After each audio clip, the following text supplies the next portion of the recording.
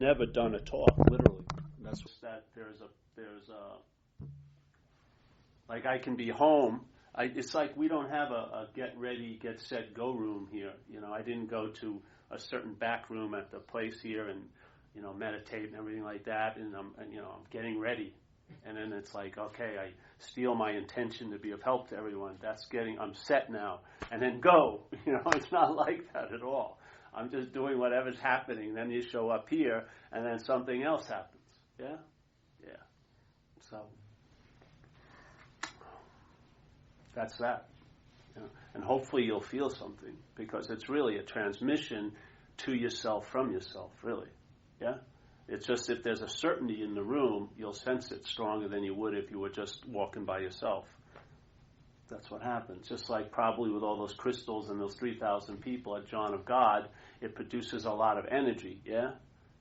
That could be playing a much larger role in all the healing than the 37 entities or whatever, yeah? So this way, the way we look at it is simple. We're not going to talk about the ever-present void and the infinite spaciousness. We're just going to question who is it that hears that message, yeah? So if you hear a message about the void, what's receiving that message? And that's the more important thing than the message itself. It's what's hearing the message. And if you're defined by a mental process, I like to call it selfing. So when you hear about being a lion, it sounds really good for some people, and it goes like this, I'm a lion, I'm a lion, I'm a lion. But then it hits your contrived ears, which are like sheep-like, and it gets translated into I can become like a lion. That's the seeming dilemma, yeah? The seeming dilemma is now you take off on a journey to become like a lion when you are a lion, but as a sheep, yeah? So the thing is not to seek the truth, but to question what's seeking the truth. Yeah, just like it's in the idea of the identification as self. People feel it this way. They go, "There's a self that's identified as a self," but identification as the self produces the sense of self.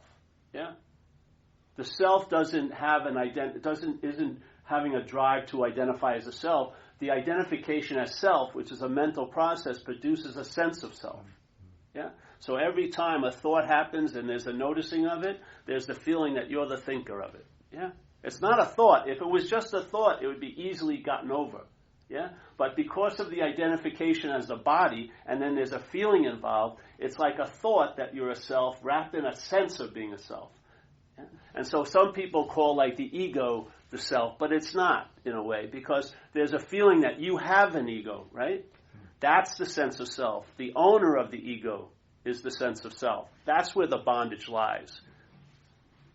Yeah. It's the feeling of being the thinker, not the thoughts. It's the feeling of being the feeler, not the feelings. It's that feeling of being the seer, not what you see. Yeah? That's the dilemma. And the dilemma is latently possible every moment. The freedom is always available. Yeah? One level is that the dilemma can seemingly be so, and its antidote is that there is something that's so. Yeah? What seems to be so can only seem to be so for a certain amount of time. It can't last infinitely because it's not so. But it can seem to be so to you, and it can seem to be so to me, based on the mental condition that's the dominant one at that moment. Yeah? That's the dilemma. Because the mental process, when you were a baby, there was no sense of self. We've grown into it. When you were a baby, till about 18 months, there was no sense of being a someone. Yeah? You did not think you were the doer or the haver or the feeler. You didn't see that lovely love as your mother, as separate than you. Yet then the mental process started developing an idea, and we fell into the habit of that. Yeah? So the mental process is an assumption that you're a someone, but it cannot make a someone. It's insinuating that you're a someone, but you cannot make the one it's insinuating. It implies that you're a someone, but there's no someone that's there. Yeah? So listen to the language. Like people, I went to New York went back east to do talks. I use this example because it's pretty good. And they hadn't seen me in about 2 years. And when I got there, my hair had grown. I hadn't been cutting my hair. So everyone's saying, hey, you're growing your hair. And it sounds so innocent, you know what I mean? But I'm actually not growing my hair. Yeah. If I just don't cut it, it grows. You know what I mean? And it's not like I'm taking growing hair lessons and I spend 3 hours a week to grow my hair. And I'm so sincere about it, I join a group and we grow our hairs together. And, we're measuring how we're doing and stuff like that. No. But the language implies I have something to do with things I have nothing to do with. Quite a lot. Yeah? It implies that you're the thinker when a thought is noticed. It implies that. Yeah? It implies that you're the feeler when a feeler is noted, when a feeling is noted. It implies that you're the seer when seeing's going on. It implies that you're the hearer when hearing's going on. Yeah? And Lord Buddha said a very simple statement. It says, hey, when you see, see. When you hear, hear. When you feel, feel. When you taste, taste. When you touch, touch. Simplicity. But what happens? There is the seeing, the hearing, the feeling, the tasting, the touching, but then, not before, but after the seeing, hearing, feeling, tasting, touching, there's a mental interpretation of that event, that conscious contact. That's what it is, consciousness being in contact with things, by seeing, hearing, feeling, tasting, touching. It comes after that, but it says that it's the one who's conscious. It's the one who's the seer. Yeah? So the product of the selfing is after the conscious contact, but the product, if bought, implies you're before the conscious contact. Now you become the seer, you become the hearer, you become the thinker, you become the feeler, and you become the doer. Yeah? And in that position, what's forgotten is the conscious contact, which is the basic state of I amness. You feel on, yeah? And that's where, if the mind reflects that, it rests. When it reflects the selfing, it's agitated. Yeah? It's like this place I go to surf, there's a lagoon on the way. And usually you're trying to get an idea what the wind is because it has a big effect on the waves. So you look at the lagoon when you're driving up, and sometimes it's usually agitated, yeah? So what you only see is the movement. You see, and you call that the lagoon. But on a calm day, it's placid, right? And then it has the ability to reflect. Now you see all the trees that are around it. You can see the sky in it. You can see the clouds in it. Yeah? The same. Yet one state it's agitated, and all you see is the surface of it. You see all the ripples and this and that. And the other, it's calm and clear, and then it reflects everything. That's what mind is like. So mind in selfing is agitated. Yes? When it takes itself to be a long-lasting, independent, separate entity, an action figure, meaning I'm the doer and the haver and the thinker, it's agitated by that identification. Yeah? Now what happens is the identification becomes the norm, it becomes the reference point, and now you want to get freed from the agitation, but as the agitation. So you run into a second dilemma, which is self can't get out of self. Yeah? Self can't transcend self. There's nothing to transcend. Yeah? You can't leave an imaginary place. It's impossible. Just like some old masters, Zen masters, would constantly say, you can't use mind to seek the mind. You can't use the Buddha to seek the Buddha. You can't use the light to seek the light. You are what you're looking for, but not as who's looking. That's the story. That's blinding you. It's causing the mind to be agitated, and now it doesn't reflect anything. Yeah? It takes everything at surface value. It only sees things. And it doesn't, and that eye that sees no thing is sort of seemingly closed. It can never close because it's always open. Yeah? But it seems to be. And that's the beauty. That's the good news, because everything here, all the effects that happen here, can only reach a level of seemingly so. Yeah? If you look up the word seemingly in the dictionary, it means it appears to be true or false to you. It's an incredible statement. Everything is seemingly so. And what does that mean? It appears to be true or false to you. Now, this can be a drag one day. It cannot be a drag the next day. And it can be a drag the next day after that. It's not based on this because there is no this. This doesn't have its own meaning. It's based on my condition. Yeah? And if one example proves it, just let your mind expand on the principle that you are giving everything all the meaning it has. Yeah? And you see, this is where it's tricky, because the identification as self places the you as this. But this has been given meaning by the mind. But the mental process has given this body a huge meaning. Yeah? Out of all these yous, it's crowned this one me.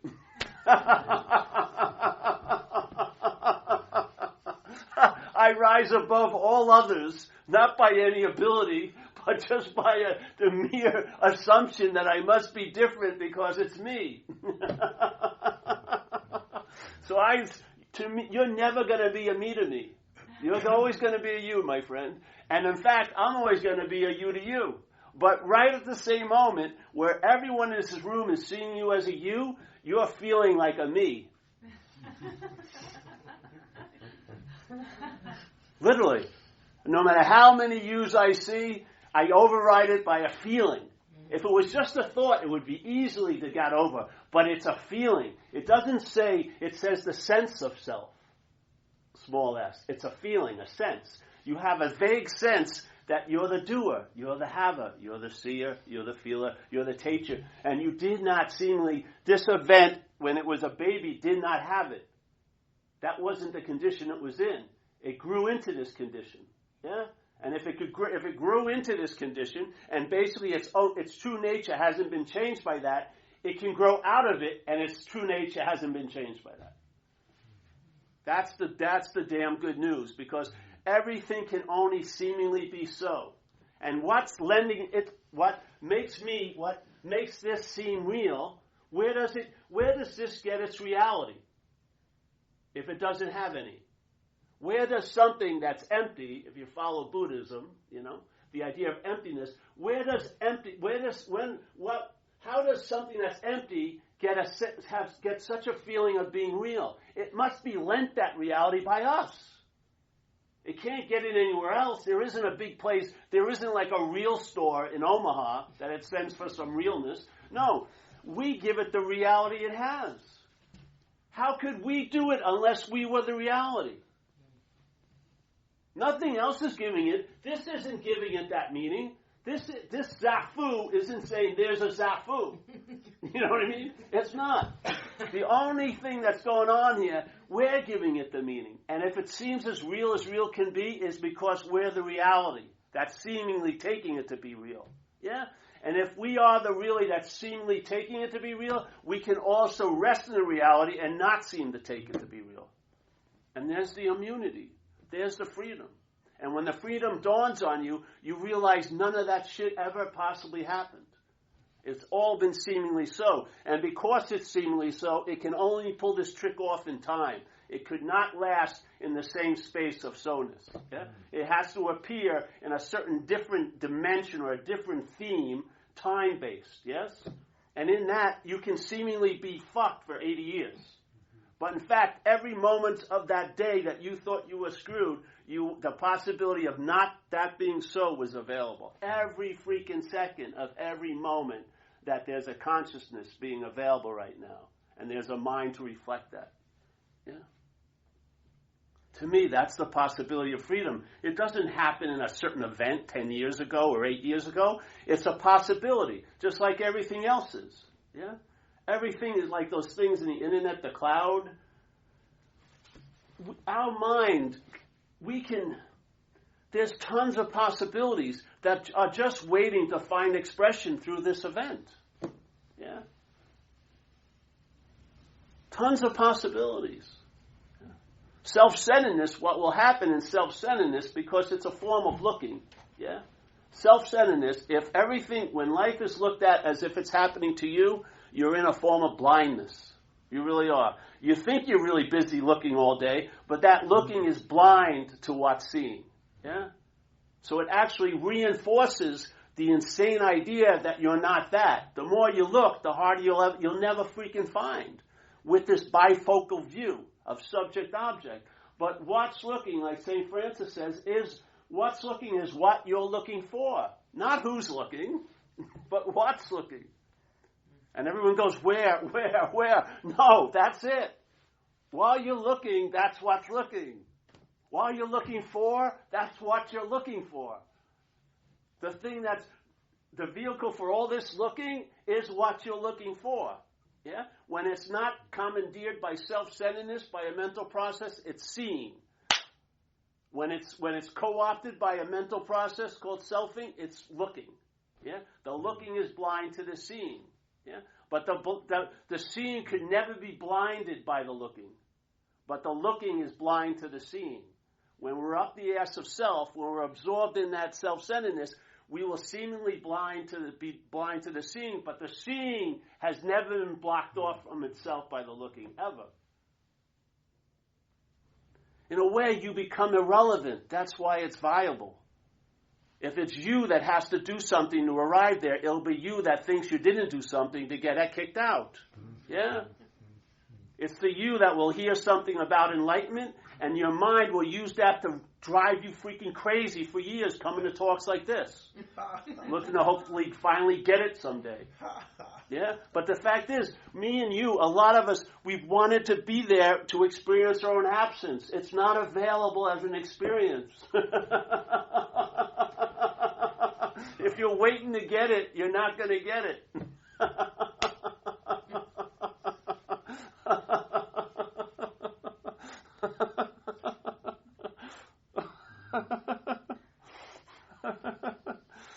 I know it sucks, but hey.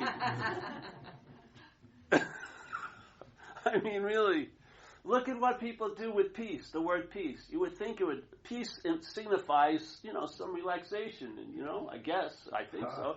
Yet, when people entertain the idea of peace, what does the mental state use it for? The selfing uses it to beat the living hell out of you. It's always judging you with, you're not in peace, you didn't do enough to get to peace, you'll never find peace. It's insane. Yeah? It's like a form of slavery. Yeah? You dwell in a state that's impossible to ever see, hear, feel, and taste, which is what's not happening. Yeah? We dwell in what we call the past, and we dwell in what we call the future. Our attention and interest is just dispersed, like from this one point, which is this event, it's blown into the miles of time. Yeah? You are so co-opted, you're like a storage unit right now. Your interest and attention, you can't marshal it to show up right now because it's so engaged in the slavery of selfing. It's engaged in where you were, what happened to you, and where you're going to be and what's going to happen to you. Yeah? Watch it. Look at the thought system. What does it value? Does it value this moment, or does it value the past or the future? Where does it spend its most time? Check it out. Just like they say in politics, follow the money. Well, in this, follow the attention. Yeah? What does your head think of you as? It thinks of you as a body, doesn't it? When I go, man, I remember 3 years ago. How am I remembering myself 3 years ago as a body? I'm not remembering myself as a spirit or space, because there would be no difference. It would be the same space I'm in now, which would dawn on you. But there, it seems like I was in a different place, and my hair was different, my clothes were different. And so the head remembers itself now and produces the sense of self now by remembering itself back then.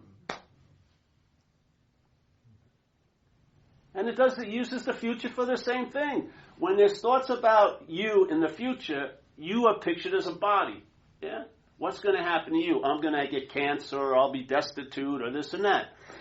Well, the mind is engaged, the mental process is engaged in that, but where is it remembering itself? In the future or now? Where does the remembering of itself happen? Now, yeah? It's the thoughts are about you in the future and the thoughts about you in the past, but you never remember yourself in the past, you remember yourself now. Why is this thought system so engaged in remembering the self?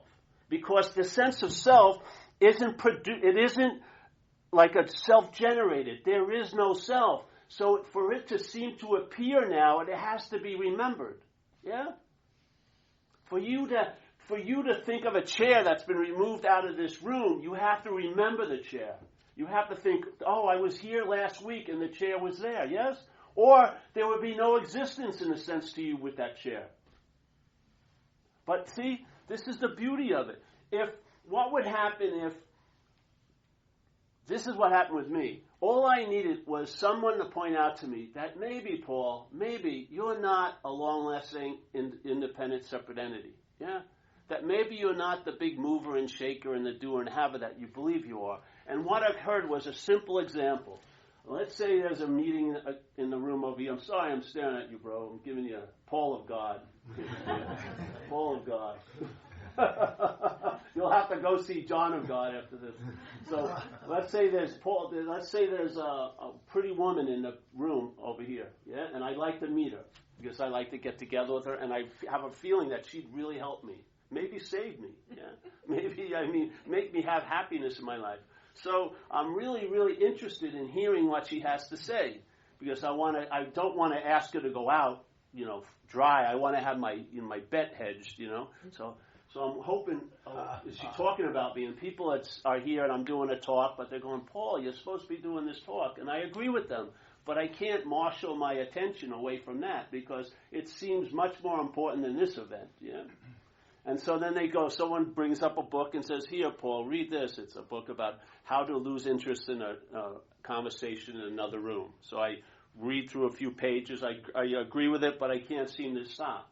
But as soon as she says something, she starts talking about another guy, Matt, and my name's Paul. What happens to my interest and attention, or the interest and attention? It leaves that room, doesn't it? Where does it go? Find out where it goes. What I found it goes right where the only place it can actually enrich your life, which is now. Yeah. So it's in the loss of interest in the idea of being a self that there's a loss of interest in all the systems that have been co-opted that facilitate the remembrance of self. Yeah? So the thoughts are seen as thoughts, not as yours. Yeah? The feelings are seen as feelings, not as your feelings. Yeah? There's a freedom from what? The bondage of self. The bondage of self is taking yourself to be the doer, the haver, the seer, the mover, the shaker, and that's the freedom is right there. When you've lost interest in the idea of being Paul, you will lose interest in everything that's supporting that idea. Yeah? All the faculties, all the activities that have been co-opted, and the thought system has been totally co-opted because almost every thought is preceded by a feeling that you're the thinker. Yeah? You don't even notice it. There's just a feeling that I'm the thinker of all these thoughts. And there's that, what precedes all the feelings is that I'm the feeler of them all. Yeah? That's the heist. That's where the robber, when we start with our feelings as ours, it's after the heist,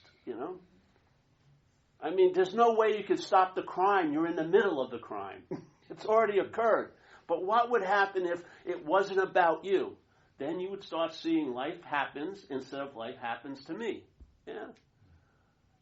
Your view would just open up with no thought or effort on your part. It would just open up. And now your interest and attention would have an immunity to what's not happening because you've lost interest in its main topic, which is you. Yeah? Who wants to go from here 4 years in the past? Basically. You're not going to follow almost anyone else 4 years ago or 20 years from now. I don't care how much you love them. You're not going to be worried about them 20 years from now. Unless they're in relation to you. Yeah? The only way why our attention goes there, it's about us. Yeah. And if it isn't about us, you'll see the attention won't go there. And if the attention doesn't follow it, there's no fuel for it. It peters out quickly. And what happens is you get to a point where you never go on the journey. Therefore, you never need to take a journey. You're here. Yeah? Because it's an impossibility of being anywhere else. You're here now because there's nowhere else you could ever be. Yeah? You don't have to get into the moment. Just realize you can't be out of the moment. Yeah? And you don't have to get out of self. Just realize there's no way in hell you could ever have been a self. It's much quicker. Everything else is a chore. Everything else has procedures or steps or practices or processes. This is prior to all that. This isn't a path to illumination, but it will illuminate whatever path you're on. Yeah? Whatever situation you're in, you'll be the bringer of the light. not looking for it in this situation, but you'll be the bringer of it. Not because of any yeoman's work you've done or any heroic odyssey you've been on, just your basic fact of what you are at this state. Yeah? So if I'm not a body, that's that. Yeah? If I'm not the doer, that's that. Then you'll find out what you are. But to try to try to learn or find out what you are from what you're not is a failed journey. It's like a death march. It's like slavery. Yeah? Because the more and more you look, the less and less is the possibility of ever finding.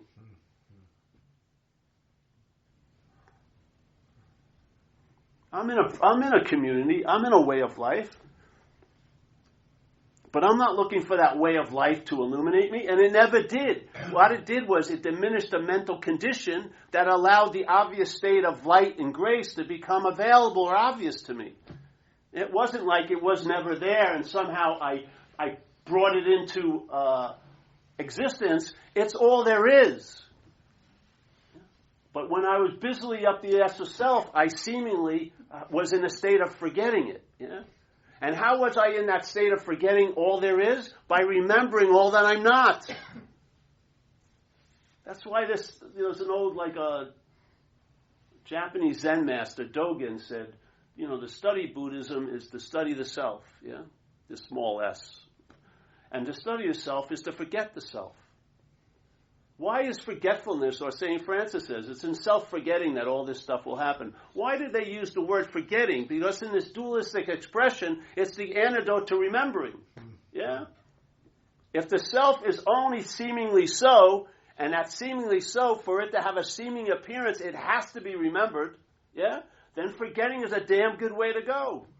And what's easier to forget than something you've lost interest in? You've lost interest in it. Yeah? And I'm telling you, you're going to lose interest in all that activity that's supporting this idea of being a long-lasting, independent, separate entity when you're not that separate entity. You'll lose interest in it. And that interest, now, it's never lost. It just leaves that dead occupation and now starts enriching your day in the only day you're in. What's tonight? Monday? No one here, if they're fucked, is being fucked by this Monday. They're being fucked by last Wednesday or 3 weeks from now or 4 years ago. Never.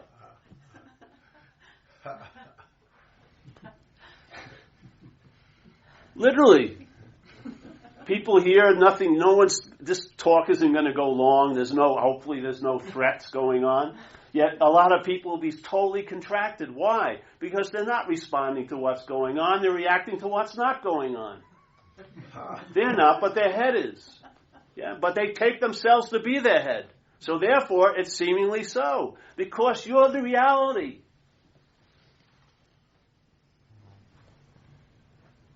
How could an illusion be really good if it was just an illusion?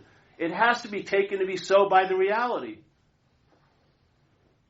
What else? How else is it going to get such a real feeling? It can't get it anywhere else. But what's so? And we're at that point right now. We're at the point of being seemingly something and what's something. Or what's nothing, basically. Yeah? If your mind is reflecting one, it's agitated. If it reflects the other, it's at peace. Yeah? Through the agitation. Amidst the agitation. You're not self-centered, which is always based on circumstances and situation. You're centered, which isn't based on any circumstances and situations. It's just the way it is. Yeah.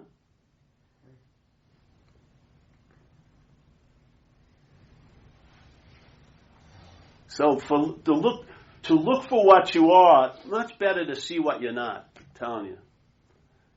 It may change a lot of stuff. Maybe you'll be relieved of the need to be liberated, which is a great relief. So you can just enjoy this Monday, not using it as a stepping stone to the mythical Monday when I finally wake up or whatever. Give me a break. You're being fooled once again. Yeah.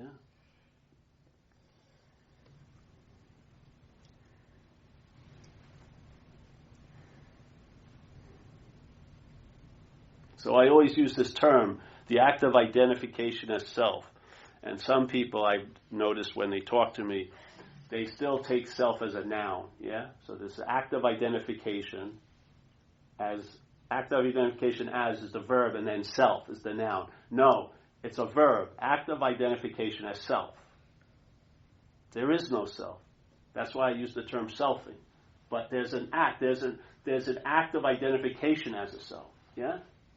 Now, when you're in that identification of self, you will feel like you're doing the act of identification of self. So I am identified as a self. But no, the act of identification, that verb produces the sense of being the self. Or can. It can't produce it, but if you fall for it, you will produce it. Yeah? Your mind will produce it. So the act of identification as self has the ability to produce a sense of self. But it never produces a sense of self alone.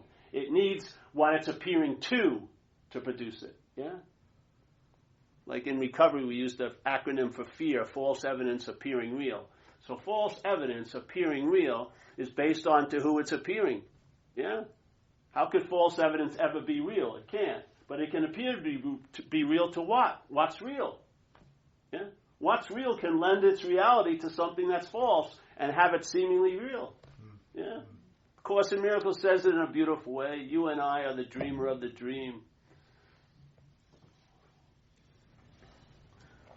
We forgot that we're dreaming the dream. We forgot that we're the dreamer. And I'd like to add this one thing. How do we do that? Is that we're remembering that we're the dreamt object. We're taking ourselves to be a thing. And in that remembrance, we forget that we're the dreaming. Yeah? So we're the dreamer of this dream. We forgot that we're dreaming this dream. And in that forgetfulness, we give everything we've dreamt all the power to affect us as the dreamt object. Yeah? It cannot affect us as what we are. But as this, it can seemingly have a lot of effects. Yes? So when the dreamt object wants to transcend the dream, it's a product of the dream. It can't leave what's producing it. So the dreaming is producing the dreamt object. The dreamt object can never transcend what's producing it. It only appears to exist in it. It only appears to exist in the dream. What happens is when you wake up, that dreamt tiger that was scaring the bejesus out of you doesn't scare the bejesus out of you anymore, because once you realize you aren't so, you'll see that it ain't so. But to try to hold on that you're so and see everything as real won't work. It's like Ramana Maharshi explained it in a beautiful way. He said, oh yeah, there are the people that are sitting in the auditorium watching the movie, and they realize the movie of life is totally fake, but they assume they're real, sitting there, noticing everything else is fake. Or like a lady called me once and says, oh, I've lost my ego, but everyone else's ego is driving me crazy. I said, no. You know? That's sort of like this. So here you are sitting in the auditorium thinking, oh, everything is real, I see through it. But you're assuming that there's someone seeing that. Yeah? He says the circle's much bigger. The movie, the auditorium, you sitting in it is in the dream. Yeah? This is always going to be the content. When you're aligned with this, you're always going to seemingly be the content. And this content's never going to leave the content and then transcend into the context, because it only appears in the content.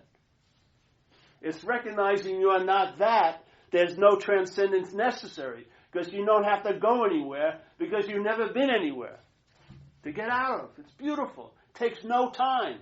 And I'll tell you, some downloads, when the quality of no timeness is in it, that's a damn good indication you're onto something. Because the solution is not of time. In the solution, the problem is seen to be unreal. And when you look at it from the problem, the selfing, there needs to be a solution. That's why we come to things like this, after everything else exhausted us, you know? Advaita's like the last non-house on the block. It's still going to disappoint everyone who thinks they're on the street.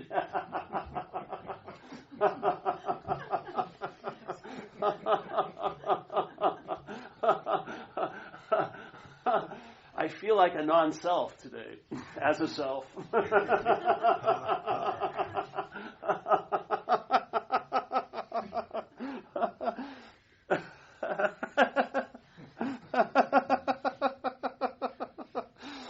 I feel so free.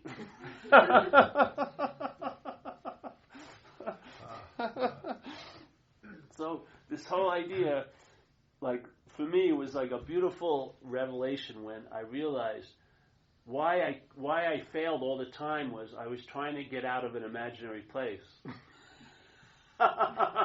It wasn't I hadn't found the right way, or I didn't have enough commitment or zeal. It had nothing to do with that. I can't leave an imaginary place.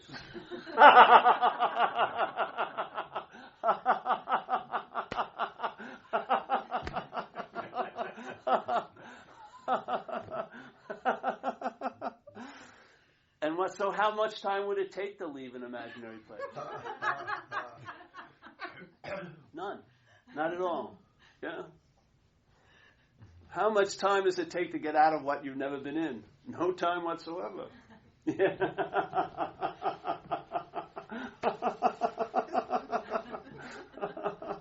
It just, I'm telling you, the influence of time is great here. Huge. Yeah. The selfing is like it's like having a big hand on your back, your physical back. You're always being pushed from each moment to another moment with the hopes that the next moment will be better than the one you're in. Yeah? Always. It's an incessant drive. And just because everyone's being driven, you may not notice it, but it's sort of like gravity. No one here went to a cafe today where people were complaining about the effects of gravity, probably. You know, having a latte. Oh, my shoulder, gravity is a little on me today, you know? No. We're so immersed in it, and it seems to be so constant we don't know its effects. But if you went into an anti-gravity chamber, you would know what gravity was to you. Exactly, yeah? When there's a sense of the freedom from time, you'll see that it's like being caught in a current. You just want to walk out in the ocean, but you hit a current, and it just washes you down, yeah? It's like this force. You don't see it in the water, but it's happening in the water. And it's got a big movement, but you never see it. You just feel it, yeah? What would happen if you constantly felt it? You wouldn't be able to recognize it. Yeah? If you were constantly being pushed, you wouldn't recognize it. But when it stopped, you would really recognize it by its absence. Then you would see the influence of time, man. But the solution has a timeless quality. When it breaks, it's like it's never not broken. Yeah, it's like in recovery we call it the pause. Something will happen, and there will be a pause where the selfing will stop, but something continues. That's what you are.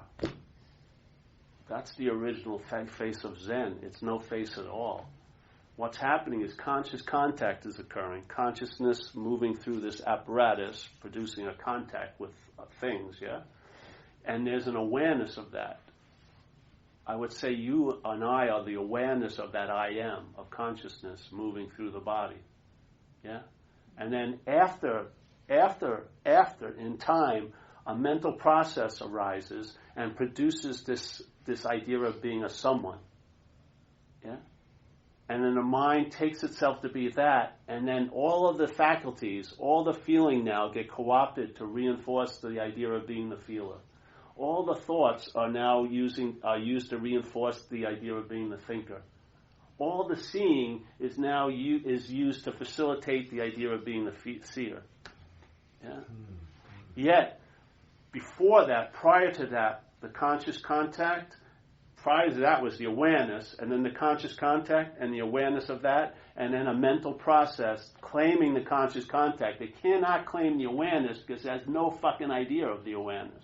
Because it's so immersed in the awareness, that mental process, it can't recognize it. But it can recognize the movement of consciousness, and it claims to be the one who's moving, the one who's seeing, the one who's feeling. And that's where the seeming slavery begins and is reinforced in time. Yeah? And there is a solution. Yeah?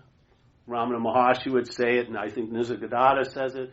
Just get to rest in that sense of I am, which is the awareness of consciousness, having contact, and rest there. Yeah. Once you find it, one time maybe you're placed in it, something happens, and it occurs to you, then the mind won't forget that. Yeah. And then the mind will start will start turning away from all the interest giving and attention to what's not happening, and now will reflect what's going on. And there you can find rest. Yeah. You'll have a sense of presence. You'll feel it, the onness that we are. And then you'll get a sense of the awareness of that, like a giant contextual ball around that activity of consciousness. Yeah, I would say that's our original face, and it's available right now. How could it not be? It's the mother and father of right now.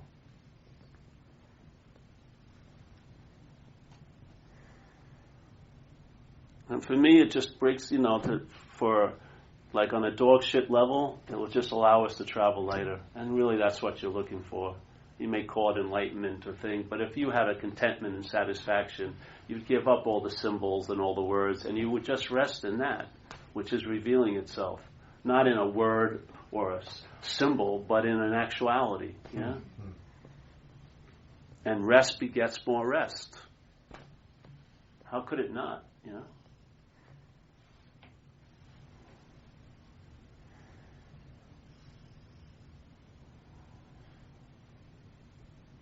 This is like a nuclear reactor in this room, eh? It really starts cooking. I like it. Have you ever heard stuff in your head? You hear music or something with vibrations? Maybe it's titness or whatever, but you hear vibrations.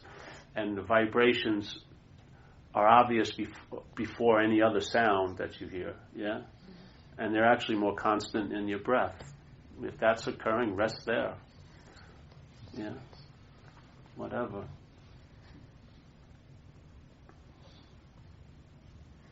Yeah. What you're maybe looking for is something that's constant, something that's always available at all times. Obviously, things that are temporal don't really satisfy us, literally, yeah?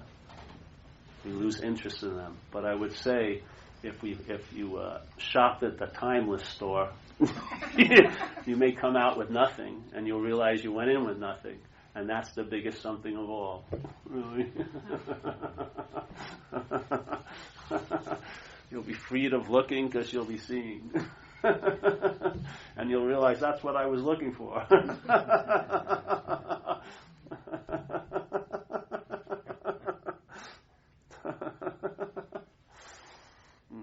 Well, that's that, eh? Any questions today?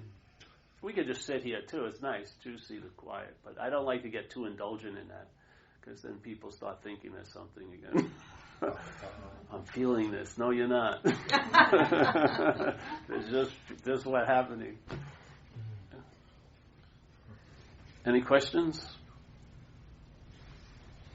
I gotta thank you. Oh, you're welcome, man. Yeah, that was a good one. Yeah. Oh, that's a good one. Oh, thanks. It was Thanks, guys. really after stitching ass. Thanks. Oh, my God. I'm so happy for you. It's just an invitation, yeah, to me. It's just a mess. It's just an invitation. It's like a spiritual subpoena. You've been served, basically. And, you'll be called into the court of light, where usually your head calls you into the court of mind. And you've been convicted there. Really. You've been convicted a long time ago.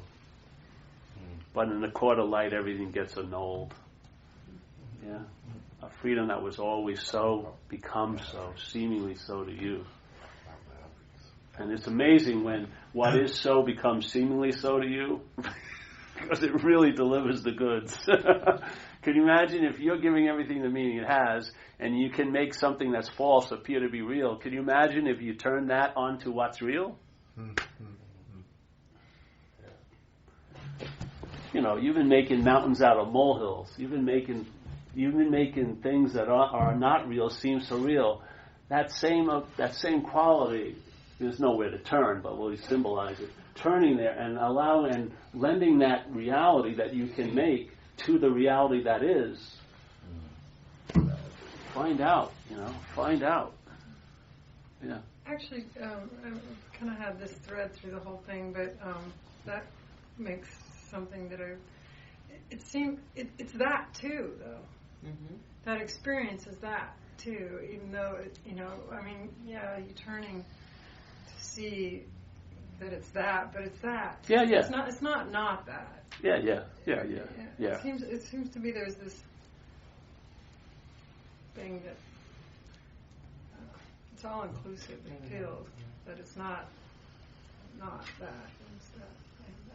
Well, a lot of times you want to use, because of the dualistic expression, Yeah. you play one to the other. Yeah? So you negate one, and then the other gets negated, and then it's like that. Instead of going from there and deeming something as the one, question the two-ness, yeah? When the two-ness gets weakened, then you realize there is no oneness either. That's all there is, yeah? But a lot of times, two is too big to fit into one. Seriously, yeah? So I like to go at it and negate both of the expressions, and so that you're left with nothing. It just has a bigger effect on me. And you can't make anything out of it, which I really like. Because my mind's tried for the first few years. It did. I remember when I first heard this message, and I'd be at my house in Australia, and then my girlfriend would come home, and I didn't wash the dishes, and she said, "Paul, why didn't you wash the dishes?" I said, "There is no Paul." And she'd go, "Fuck that, wash the dishes." You know what I mean? It was great, man. I got Zen bitch slapped quite a lot. So sometimes you enter it what happens is, like, if you hear this message, this happened with me, of course, what's going to grab it is what you're not, yeah? It's going to claim it as being the one who heard the message. And then it's going to try to use it for what it seems to be valuable, like getting out of stuff and stuff like that, yeah? And then a lot of times I watch people, they're really gung-ho and they hear this, but then they leave after a few months, you know? Because it's not juicy enough. The mind gets bored, the mental condition gets bored. And if they would just stay on the operating table, yeah, and don't get up and don't play doctor, just be the sort of supposed patient, more and more will be revealed, yeah. Yeah. When all the fireworks and all the tinsel is, fades, in that ordinariness, there's a huge possibility. Yeah? All right, well, that's it. You all right? Yes, we can end. Oh, who are you talking to? Sure, I'll leave it out for now.